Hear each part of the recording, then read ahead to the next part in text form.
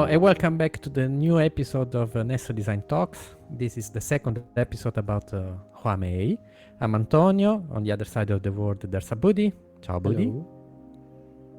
We are the founder of Nesso Design, and we are diving into the brand of Harmay. In the last episode, we see the key points of the branding, and today we'll see how these key points will translate in a retail experience. So let's make a recap for the last episode.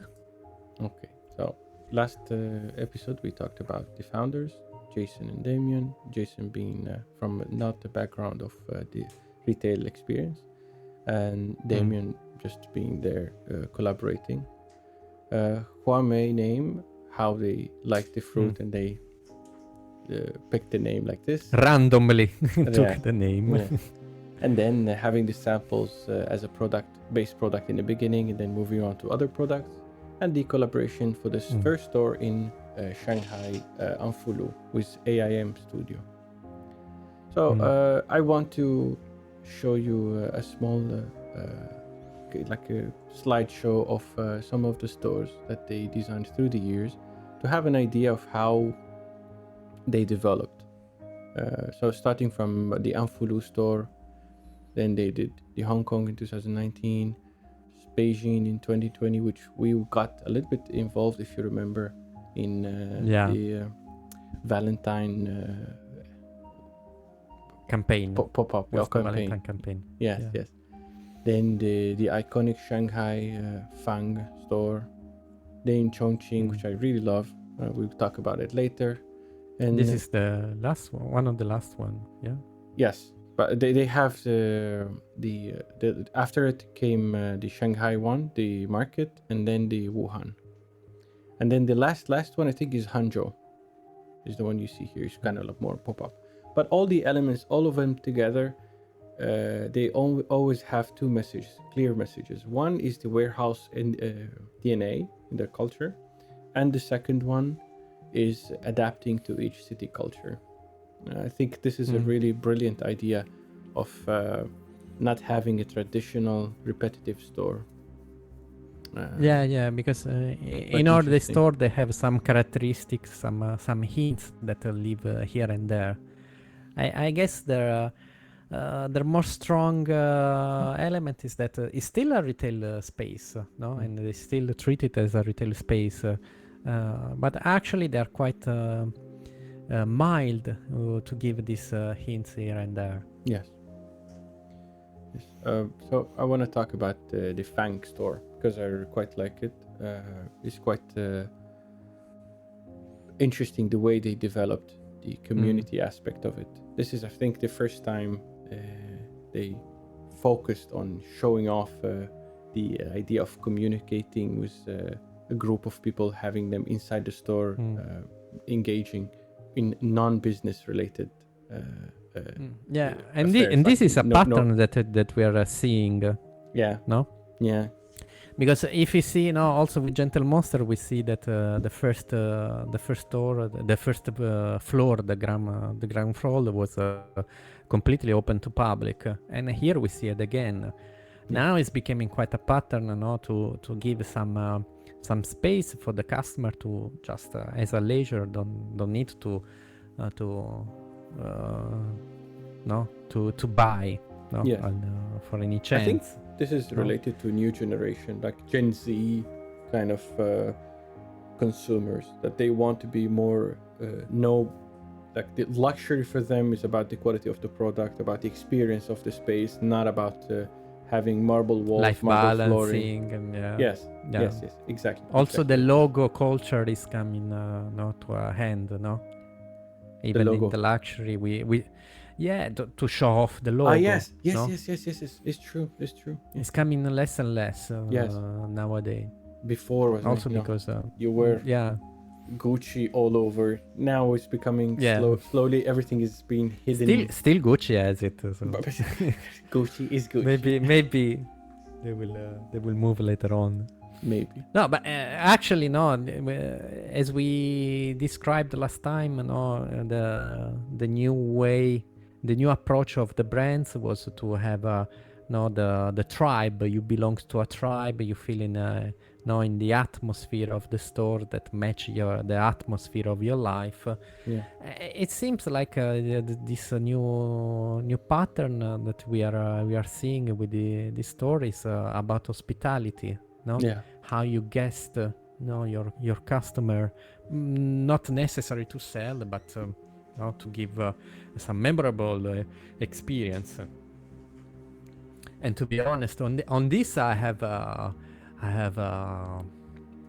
small story, because in 2022, no, there was quite a severe lockdown in Shanghai, and actually on June was the first day that we were allowed to go outside, and the steps of this kind of a square. I Yeah. remember. Yeah, Yes, yeah. there was a lot of photos on social media of people sitting here. Yeah. We were there. I was there Yeah. eating the first pizza in 2 months on the stairs of Harmay. So the key characteristics for this store are the community-centric design and mixing the old and new, like using the old structure with a new design, and the contrast also between the local Shanghainese and the foreigners, because as you know, this area here is the former French concession, so a lot of foreigners are there roaming around, partying and living. So it's quite the good way nice to contrast. describe this. Yes, the good way to describe this street is like open runaway, fashion runaway. Yeah. No, because it's full of people. Sometimes maybe too much into the fashion, and they are quite bold on fashion. It's really a particular spot of Shanghai. Yes. Yes, it's quite important. I think they picked a really nice place. So I'll play here a small a clip from an interview just explaining the ideology behind it.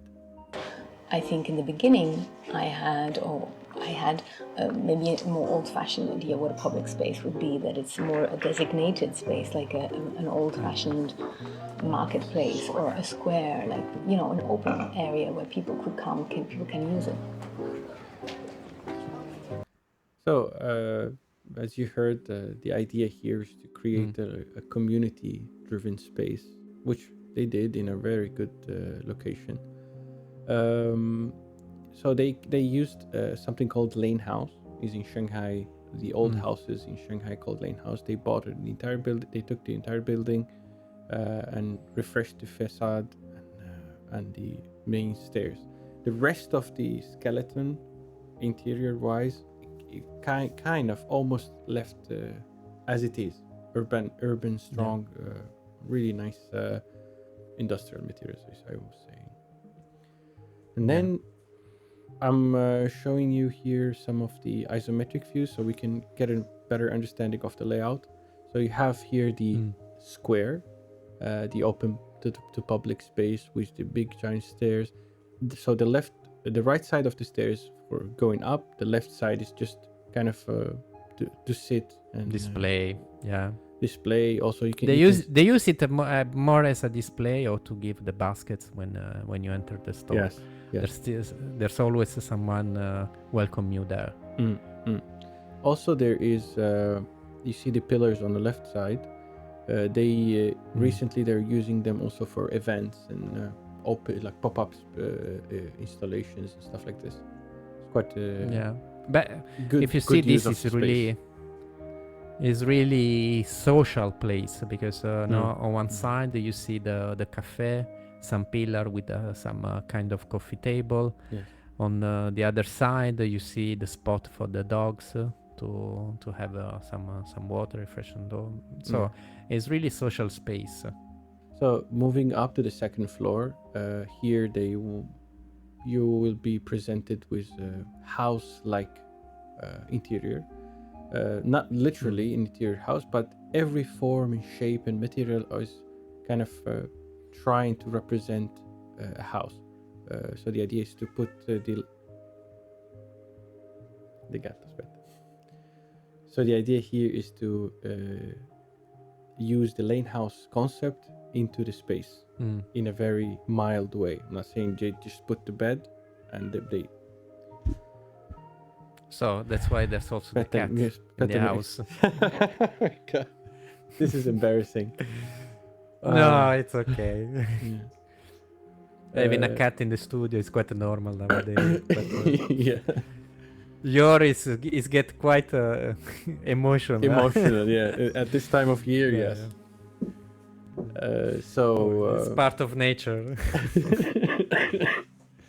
So forgive us if sometimes we try to suppress her voice really as nice much cat. as possible, but it's really nice cat. okay. So Let's move on. We will see more about the details of how they designed the space. And first floor, second floor, and the third floor. You'll have, when you reach there, you'll be presented with shelf and units. And but for me, this kind of like reminds me of a storage space in the house. Layout is very symmetric, linear, as much as possible, as much as a lane house can permit you to do. These kind of old houses had really not as modern houses are more like square, rectangular, but the lane houses in Shanghai have different shapes and forms because they were built through the years, piece here over here, so it's always not straightforward, but they try to use it as open space as possible. It's quite easy to navigate, I say. And then sorry, I'm confused. The next step would be the last floor, which is the idea here from the attic. They use the attic concept from it, and they have the balcony outside, which you can also access as even as if you're not buying, you just can go there and sit. Yeah. You have the bar, the kitchen, the bathroom is the last part of the house, all in this area. Yeah. It's not that common also to have in a retail space some bathroom, no? Yeah. Some service. But it's not that common. Sure. But I guess here they already have, so they took the chance. Yes. So why not? Yes. Have it. So what we see here is the entrance, is the community area. You see the benches, you have the bar in the back, stools, tables, where people can sit and talk, do nothing else. You have the facade, is a more have some industrial look to it, modern architecture. You have these big glass pieces on top. They try to modernize the lane house structures. I guess because it's still on the concept of a warehouse. So yes. No, a factory warehouse. So it would be quite weird if we left all the windows that was before. Besides the fact that in some cases they did, not in a good condition. Yeah. So the entrance, as I said, you see the left side also. They use it or for giving basket, or you can sit also on it. If you notice, no, they don't have a strong logo. Usually, it's quite common for a store to have the big logo at the entrance. Here, it's quite really mild. No? Low key. I think it is, really low key. I really love because this actually people know. People at this point of the brand, they know, so they have a small logo on the pillar. Nothing too obvious. It's really nice the way they present themselves. So as we talked here about the layout, coming up to the second floor, first floor, second floor, depends on where you are in the world. You face the bedroom with nice parquet, The bed is transformed to a display area, and then you have the bathroom on your right, and on your left you have a long display tables, which I guess represent kind of The kitchen. Yes. Yeah. But Yeah, also I there guess is here. a stronger representation of a kitchen on the third floor, but here there is some elements from the kitchen displayed here. I guess this is like the represent no the heritage of the house. So they leave like the trace, like archaeologists, the trace here and there how it was the house. Yes. And they try to make it as a display, retail display. So also one important element is this staircase. Is all like a one block in a modern element. What do you think about this in a space like this? I think 2 point. Because we were talking about the house, but this is not a house staircase. I guess they have the needs as a designer to give some strong elements that talk about the brand, somehow to be natural from what we see around, because it's kind of a house. So let's say if your concept is the house, you may use some timber, some wood to have the elements of the stairs. But if you find the timber, you characterize way too much, this element. So the element of the house, because their concept is still about the warehouse, the factory. So they need to find a balance between these elements. So I guess this was a kind of a natural decision, to be more It natural. also feels a little bit like a lab. Yeah, it's a very sleek, clean element. Yeah. Because they still need to be not rough, no?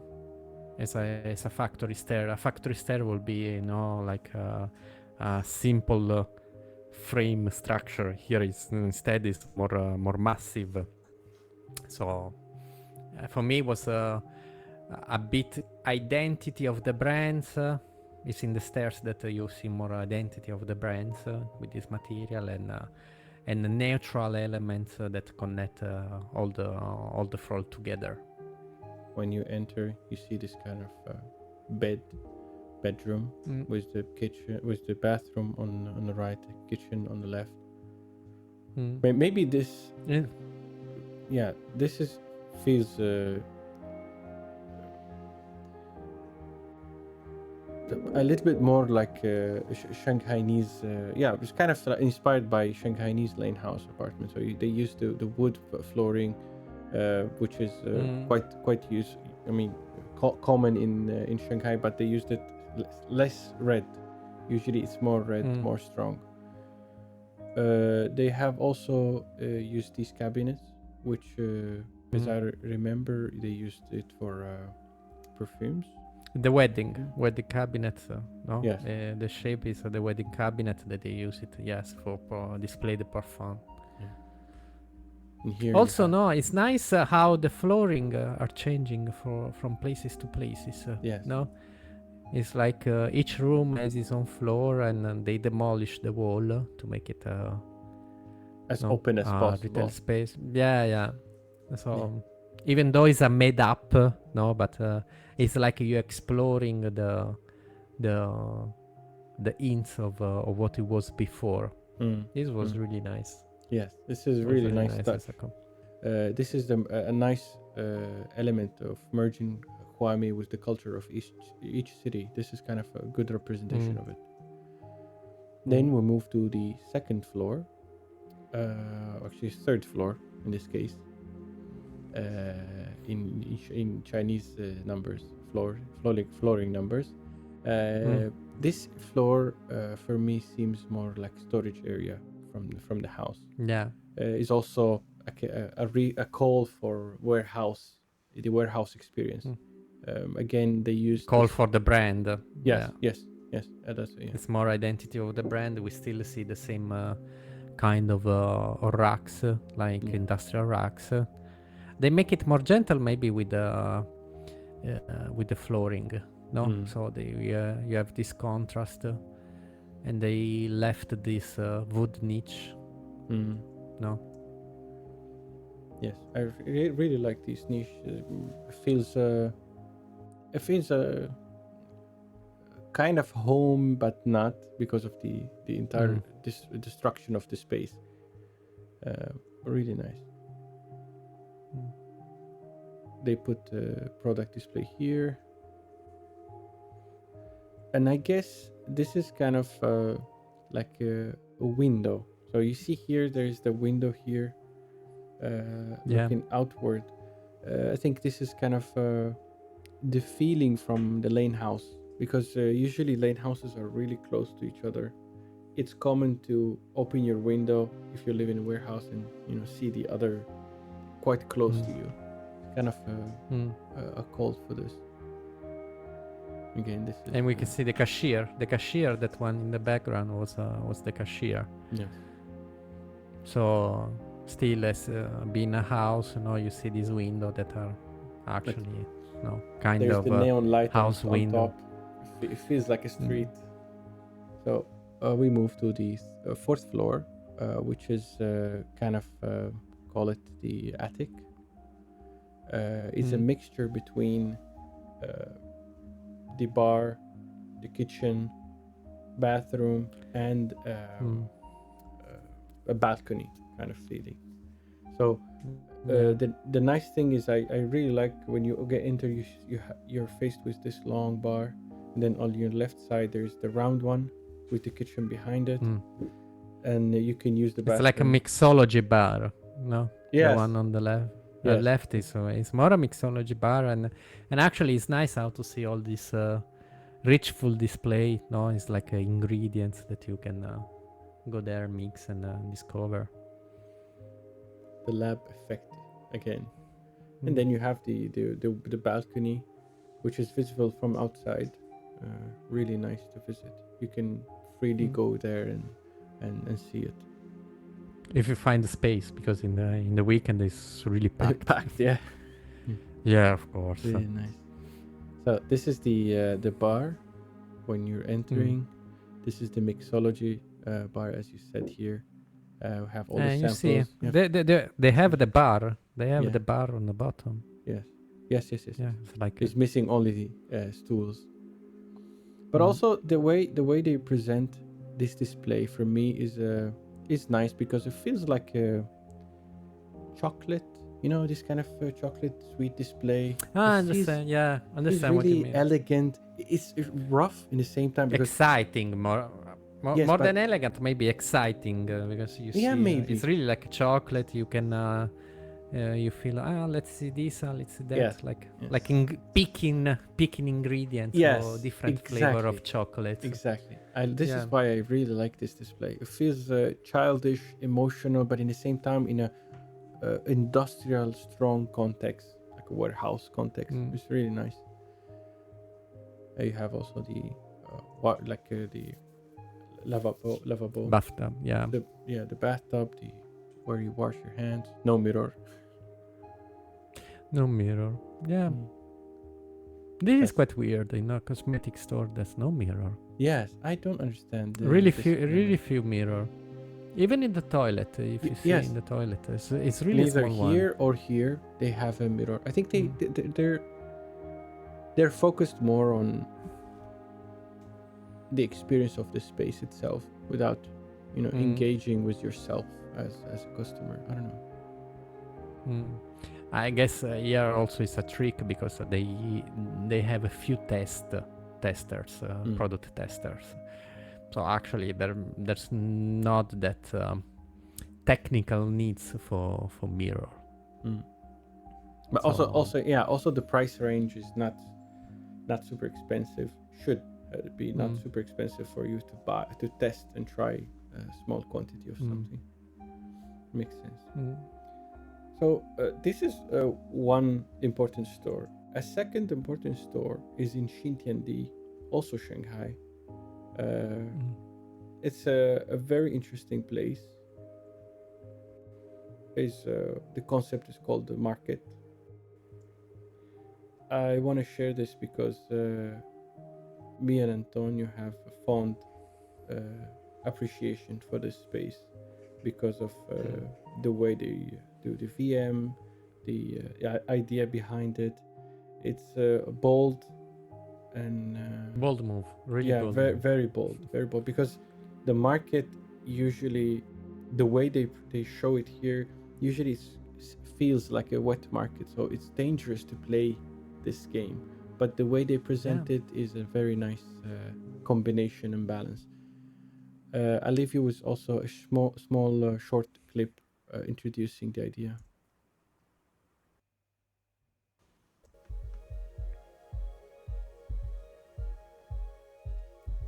So you have this outside, a mixture between organic and cosmetic products. Cosmetics, yeah.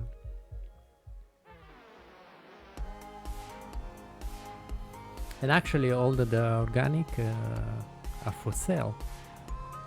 Yeah. The fruit, there's some beverage. Yeah, you can actually, you can do double shopping, but it's quite. They don't have a variety of food, but they went the extra mile to make the experience really like a market. So this is. I was discussing with one of our friends. No. Yeah. She's Chinese, and she was saying that actually the first display, not having this square display with the LED screen on top, it really reminds her her childhood. No, when she was going with the grandparents to the market. No, to the market. Actually, no.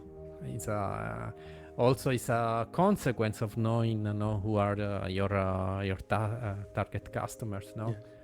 Because now they grown up, they can spend money, and they are in their age they are experimenting with cosmetics. So having this strong emotional reminder of their childhood, in an experience like this, it's quite powerful. It's really powerful. Yes, and until today, if you walk in Shanghai streets, you always find these kind of small markets, local markets. Not all of them wet markets, but the local markets, which they always have something similar. If even for me as a foreigner who lived in Shanghai, I still feel it feels familiar. Really good point. So here we can see the market. I think from outside it looks like a Chinese market. From the inside it looks a little bit more like Western market, modern market. There's a good balance between the two. The entire space is about 680 square meters. So for each floor, maybe 300 and something, 320 square meters. It's quite big enough, it's wide. If we look at the circulation, is also, as usual, trying to use symmetric displays, very straightforward pathways. Everything is visible from the entrance, so they try to keep it open. And then you go to the right side, you have the stairs for the second floor, and they have these kind of windows. They open, and you can even buy things on the go outside without going inside the store. It's a nice gimmick. Sometimes I don't think sometimes they use it for collaboration also, like pop-up. Yeah. Oh, nice. When they have some season giveaway, because actually for the Harmay sometimes they give the lollipop with the Harmay flavor as a giveaway. Yes. So they have these things. I remember the images. I've seen it. It looks really elegant for a lollipop. Yes, it's nice. Yeah. So we see here the first floor, some of the images. They kept the traditional flooring.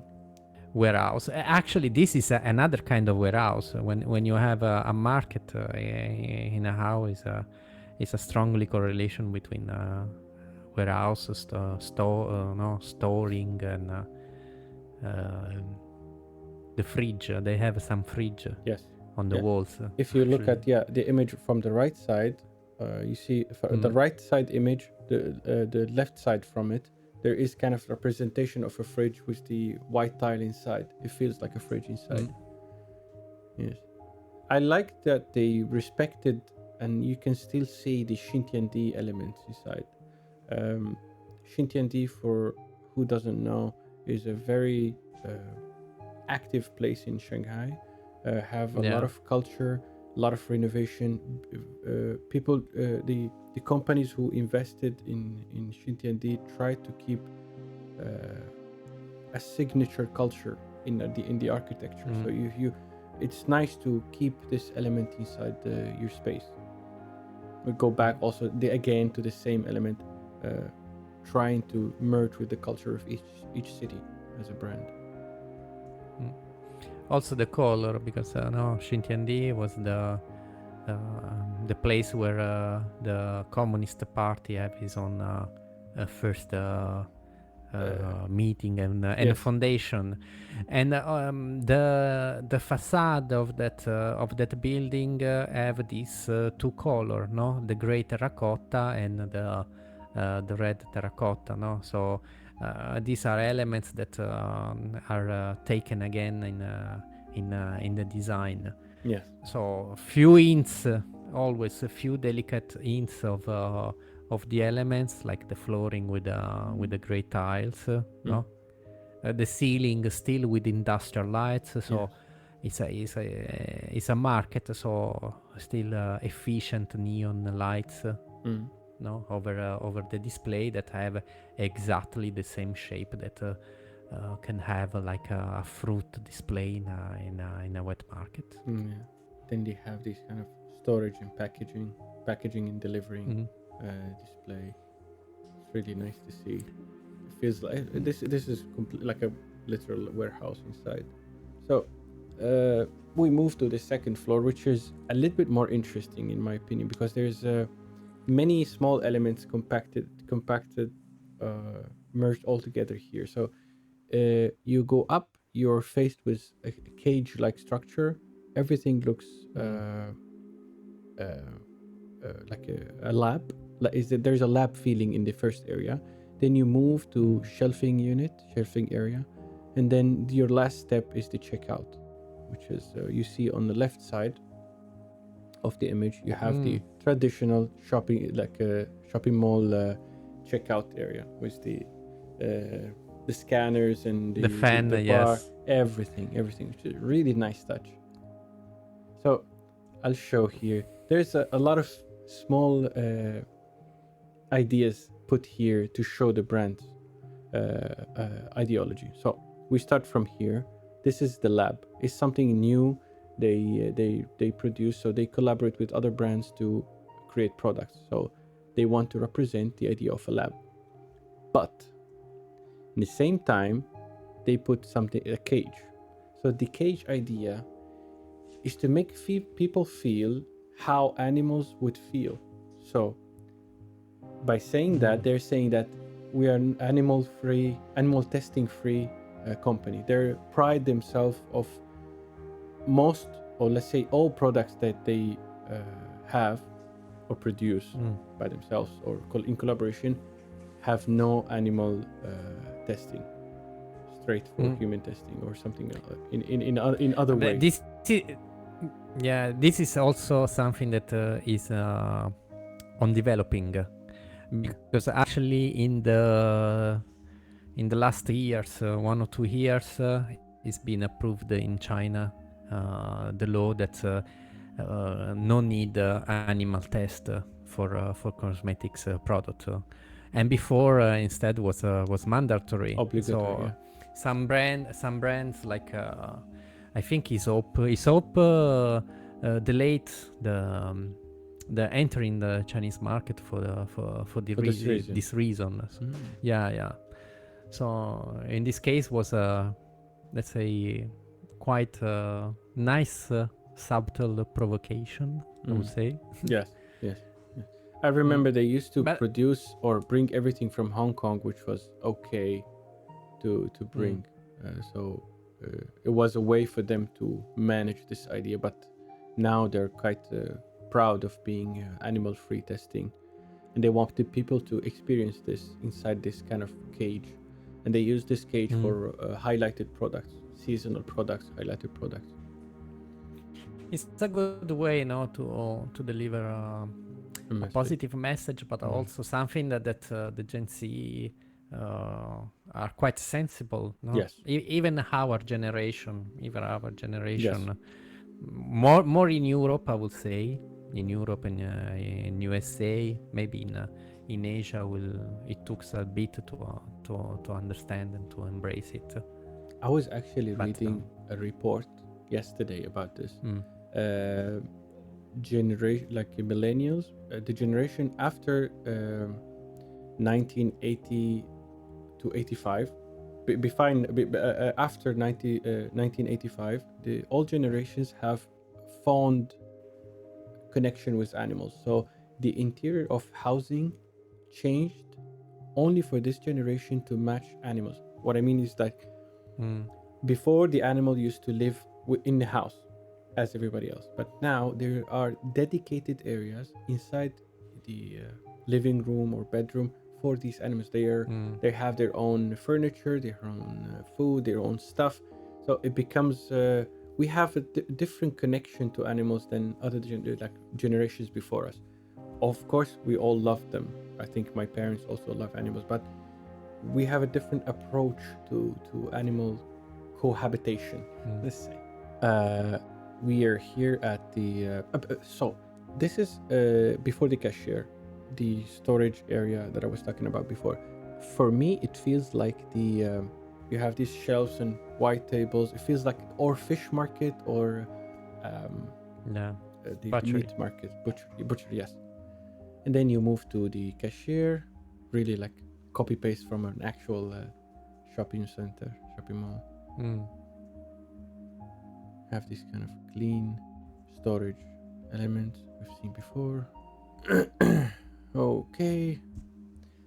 So another shop, another store that is very interesting is the Chongqing, because it has a historical element to it. It's not just merging with the culture, but utilizing a very famous element inside the history of Chongqing. So I'm giving you the scene. I'm gonna try to explain the scene so you can see the story in my eyes. So first they use the color red because it represents Chongqing region because of the mountains. They have this kind of reddish color, the stones. They try to keep the interior as like a clean stone as possible, clean stone feeling as possible to represent this like a cave in a mountain. Then the interior of this space have a significant historical point because it get inspiration from the Second World War, where Chongqing bunkers, war bunkers, used to hold a lot of people, and they used to even produce and work in factories inside this underground inside these bunkers, which was a complete industry through the war underground. This is really interesting, and they tried to keep the same element, the same feeling throughout the space.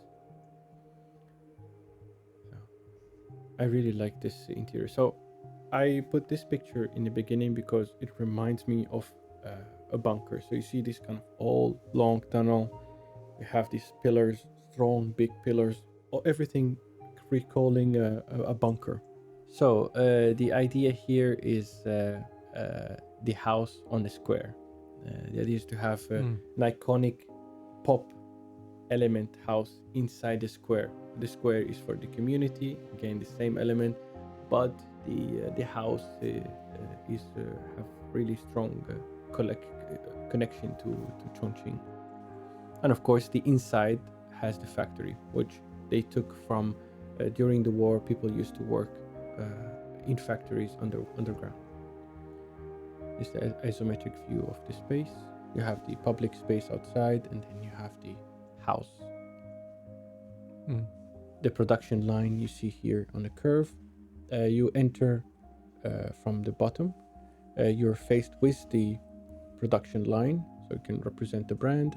You have all the shelf displays left and right in against like in front of you, facing you. So everything is try to be symmetric beside the production line. The space is about 1,330 square meters. Quite clean layout. For me, it's quite easy to navigate this space. So we start from displays. You have the production line following you all over the space, and you have these kind of shelf units. Conveyor belt. No? Yes, You have this the conveyor conveyor belt, belt that follow you. Which is this one. And then you have the display. Yes.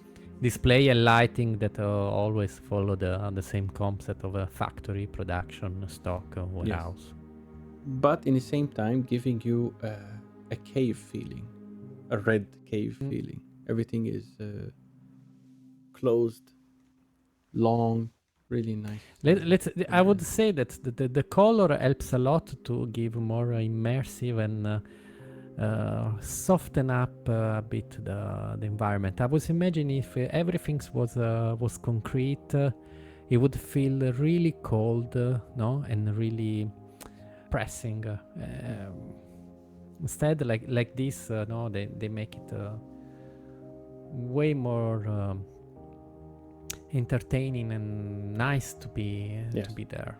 And new because eye-catching. We've seen so many times the bunker idea or maybe the industrial space used, but this way in this color is again I would say bold. Always going with the bold idea. It's really working for them.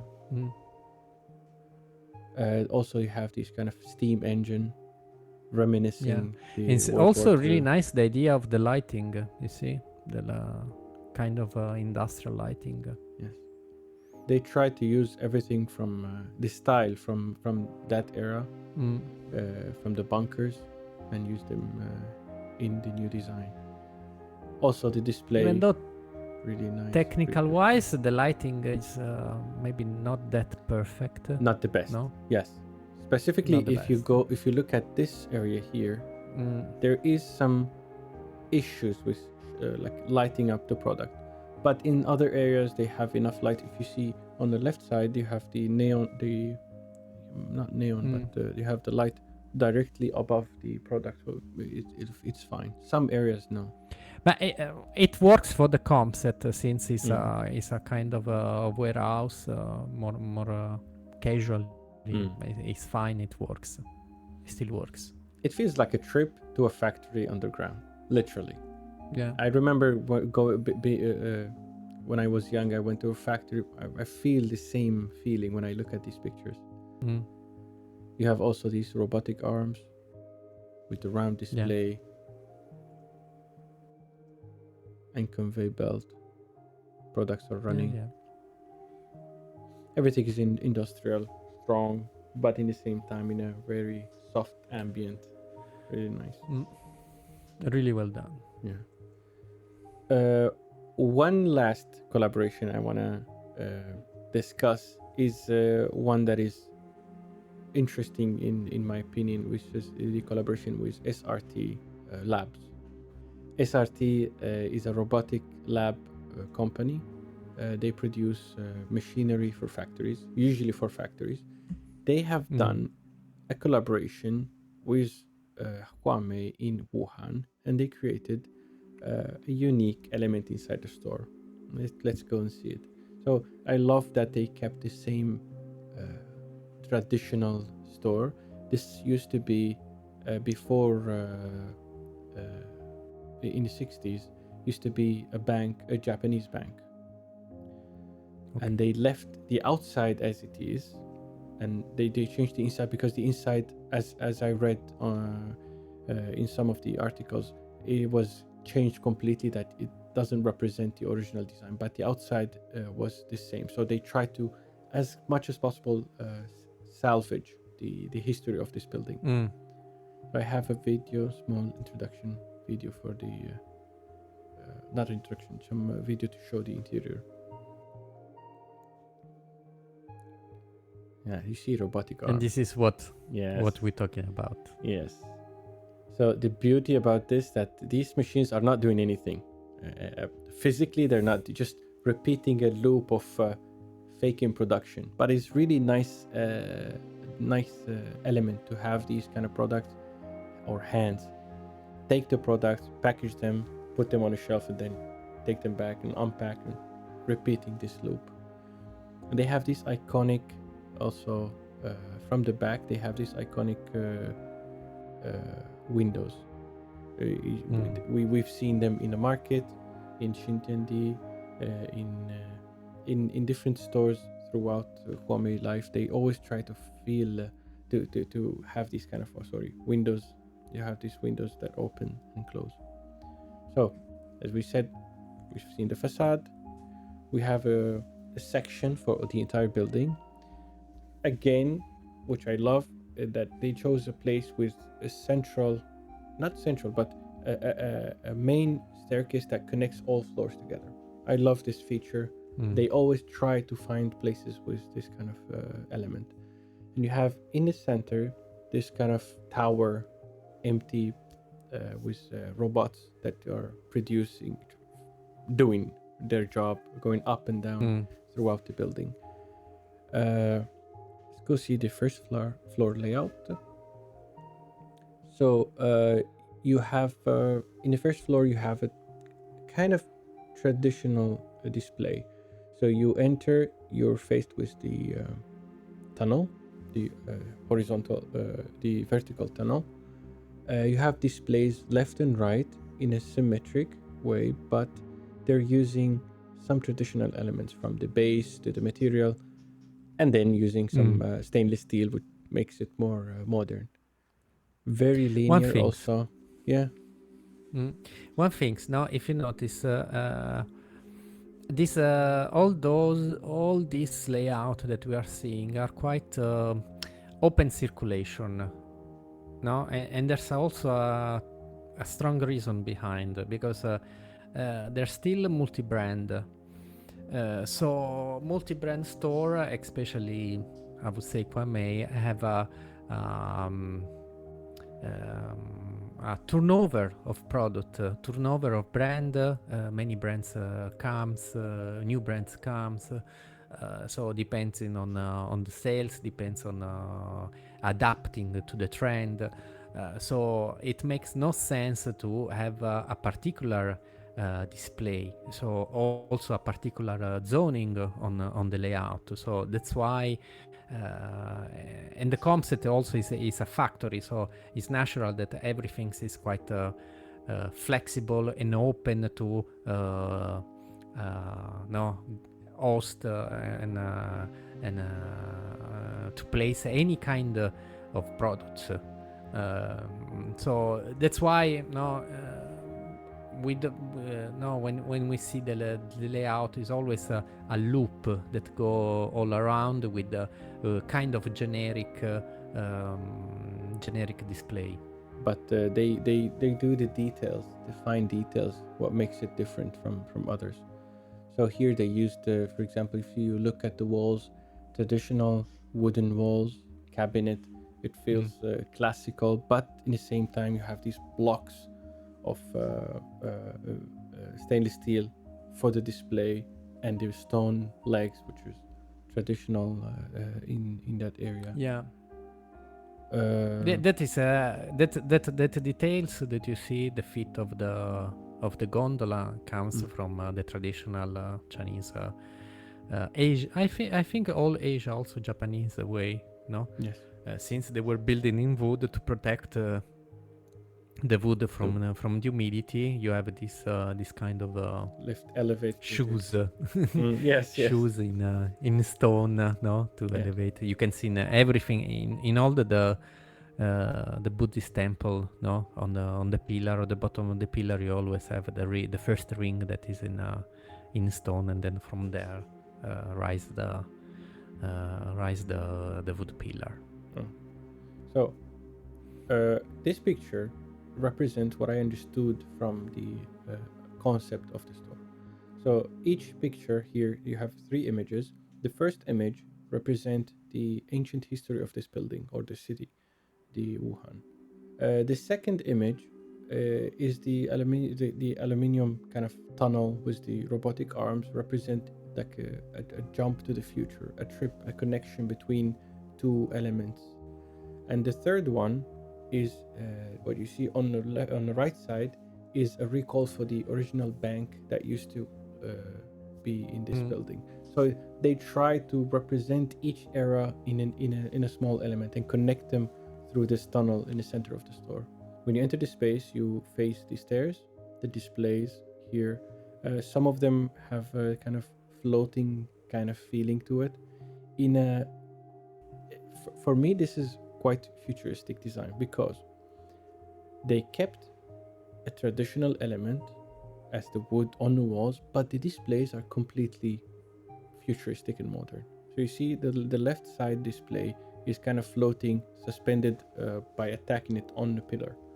It feels really nice and cyberpunky in a way, like keeping the original design but adding to it futuristic elements. Really, I really love this attitude in design.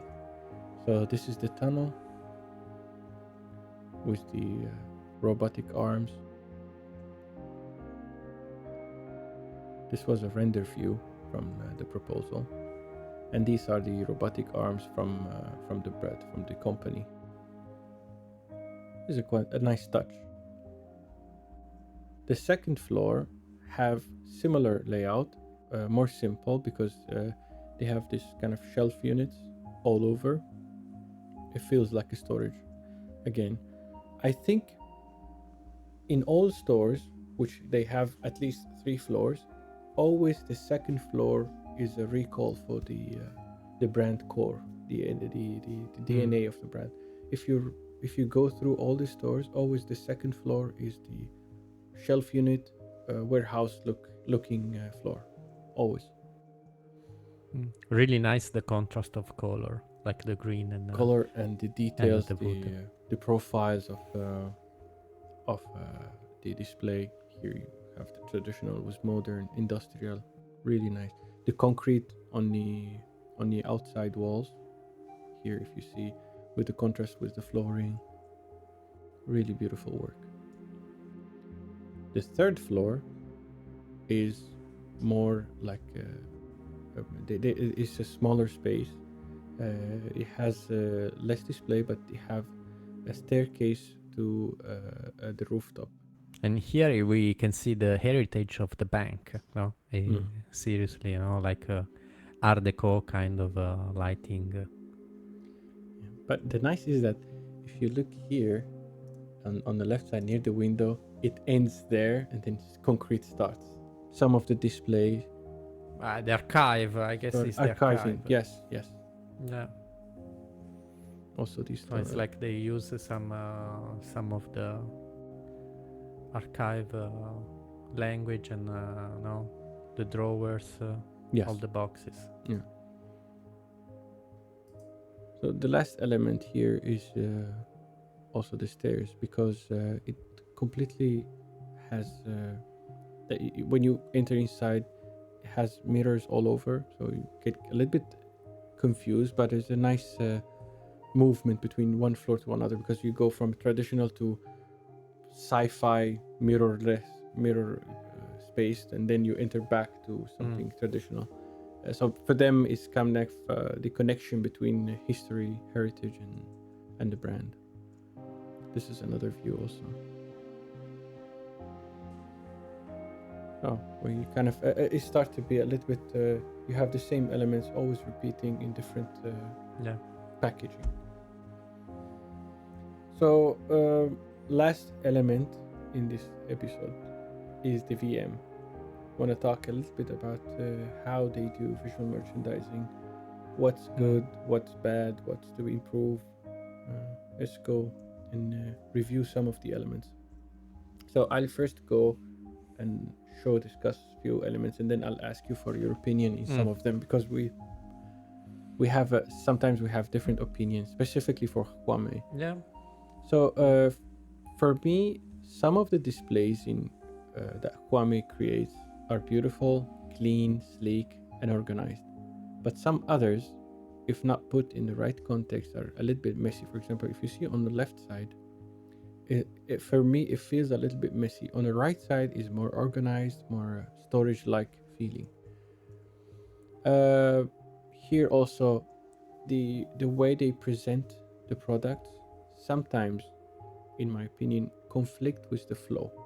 It makes the flow a little bit difficult. If you've ever been to a store of Harmay, specifically in peak hours, it's really difficult to navigate. You have to, find your way, specifically if there's new collections, and oh my god, weekend is a little bit difficult. I know that the brand identifies or wants the clients to be roaming free inside the space, but sometimes it becomes difficult to find the right product sometimes. So here also for me, clean display but a little bit messy, because there's no symmetricality to this display. Some of them are higher, some of them are lower. The colors I'm fine, but a little bit not organized, I say. For example, a very good example is this one. I really love it, really clean. Even if people take things from it, it's still with the frame context, it feels organized. Again, here, good example of the shelving. Even though people took some pieces from here and there, still manageable, not too messy. Oh, do you have any thought about this? I have, of course. I have. I'll go back to the beginning, maybe. Yes. Okay. Maybe this picture. I think this picture is a good example. First, we need to let's say good points.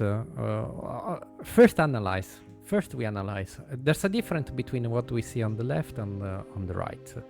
So what we see on the shelves, actually, they are the standard product and in the standard size.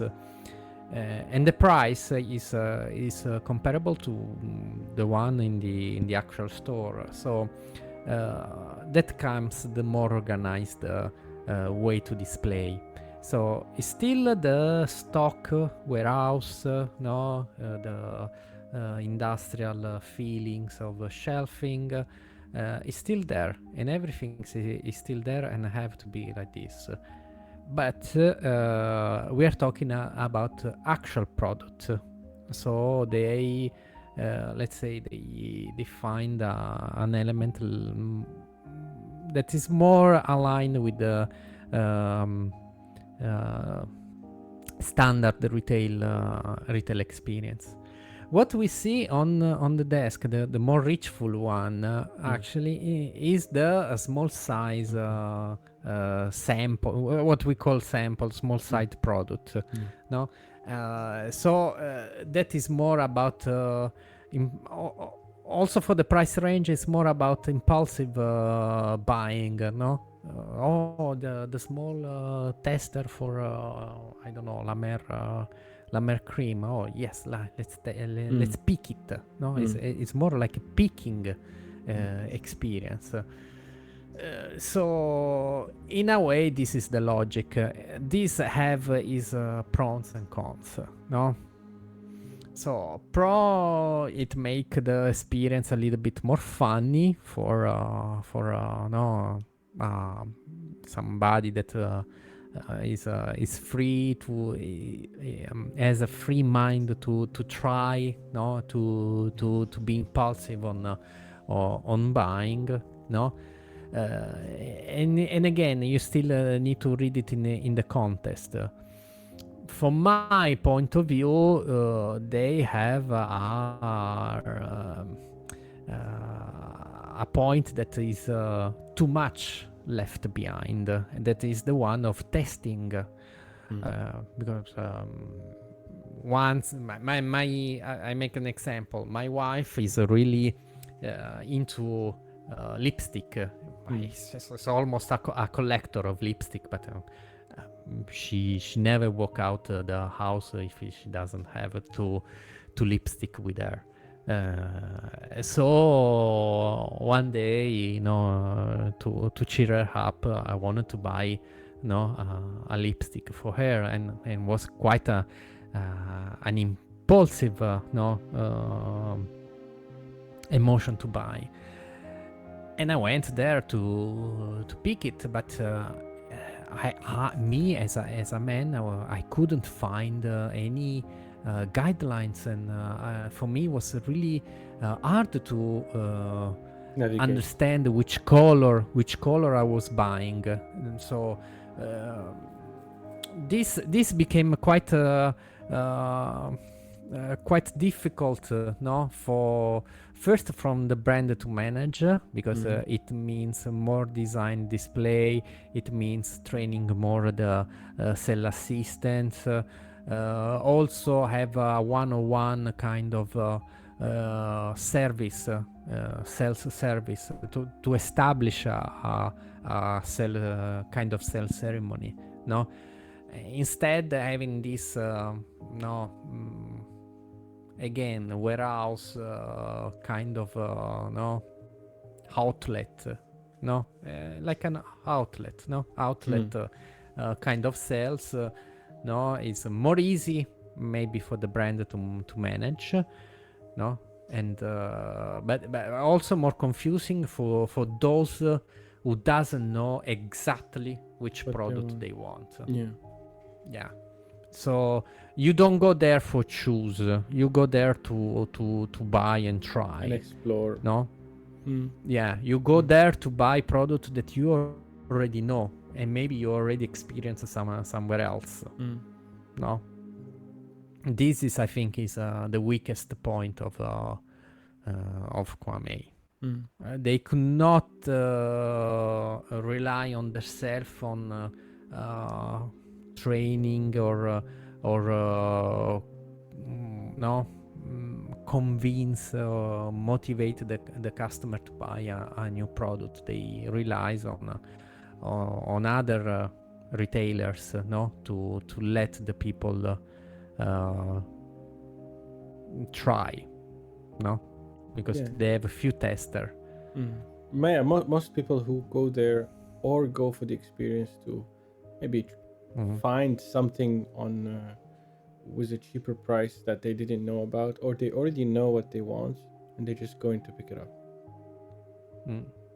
Or to do some gift, because at the end they can buy good brands for a small quantity just to have a gift away, or let's say the trying, the tester experience is still rely on the purchase. That is good for the brands. As a user experience, I find a little bit difficult to manage, to navigate the store. Same to me. I had was a little bit confused. Then navigating traffic was also difficult. Then I have you said sometimes it get crowded, and on this I have a really strong opinion. To be honest, I'm really filled up with all the brands that make their customer waiting outside in line. I think this is totally unfair for the customer. It's something that I really don't like, because somehow your customer are coming in your store, even for look or even for to buy and to spend their money on your store. You don't make them wait outside for whatever reason. I feel it's not it's okay. It's come on, we are still people. We are still a social animal. In a peak hour of the weekend, it's normal that it's full of people, no? And it's also the good of a store that is a social places, no? If I were still single, I will go there and talk with the nice girl. Okay, sure. So on this, I'm really honest. Yeah. I don't see that. I personally don't see that as a problem. Actually, yes, you may know it's inconvenient if you need something and you need to pick it. No.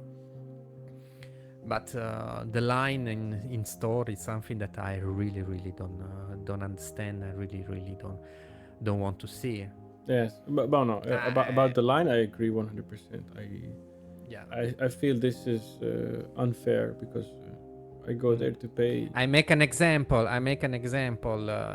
It's a bit extreme example, but one day the charger of my MacBook Pro exploded because of my cat biting the cables. So I need to replace the charger of the of the laptop, and you see, for us, for the rhythm that we work, we cannot buy online and wait 2 or 3 days before recharging our laptop. We need to buy it as soon as possible. So I naturally went in an Apple store. My bad was the day that was launching the iPhone 14, I guess, some or 10, some iPhone Go. No. So yeah, no, I seriously need to beg the sales assistant, say, look, I'm sorry. In this occasion, I really don't care about the new iPhone. I need a charger. No. Yeah. But again, I was put in line, and I need to say, look, I need to work. Give me that. Let me buy and let me go. So no, it happens that maybe some customer have some needs, and just because you want to. No, this is no. It's still a public space, and people need to be free to come in. Yeah, agree. So Kwame, that is the weak point. I understand. It's also difficult to call a weak point because somehow it's in their business model. It makes sense. It's the crook of the business. It makes sense. No? Yeah. It's their business model in the end. They have to. There is no other. Not that no other word, but it's how you can navigate the small sample selling. They have some sample, and so the sales assistant are also there to help you if you need it. But if you rely only on you going around and you want to choose something for your own, it's a bit complicated if you compare to other retailer. Yeah. We're gonna jump quickly to one last point. A point that they're both founders are really proud of is the dog-friendly spaces. They're both animal lovers, and they really try to integrate animal spaces inside the retail space anytime they can. So whenever you go to their stores, you always are faced with some kind of dog-friendly, cat-friendly, whatever friendly animal spaces. It's really nice touch. This is something that it's nice touch, and also no, because most of the brand these are good points that I like about them, that having some kind of personal touch. No, the personal touch make the brand feel less cold. No, because you always think about big marketing team that thinks we need to use this color because this color feels trust. Instead here, no, the name is simple, something young, something that they genuinely like. No, the dog aspect is something that talks about them and what they value. No, they don't like the fact that some dogs are not allowed to enter in the store. I may understand why. Yeah, it depends on the but product. Depends on what you depends sell. on the product. Yes, of course. But their store are actually quite easy. No, even to maintenance if some dogs get crazy or impatient. But there was an opportunity. They took it. Was nice and was a nice catch. Today we analyze a bit, what's the point that lead them to design the store in that way, which were the characteristics, also that the materials and everything that comes from some specific idea.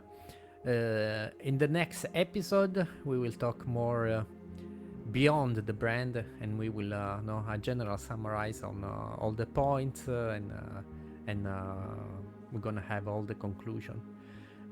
So don't forget to subscribe to our channel and stay tuned for the upcoming episode. We will catch you soon with a new episode, and that's it for today. Bye.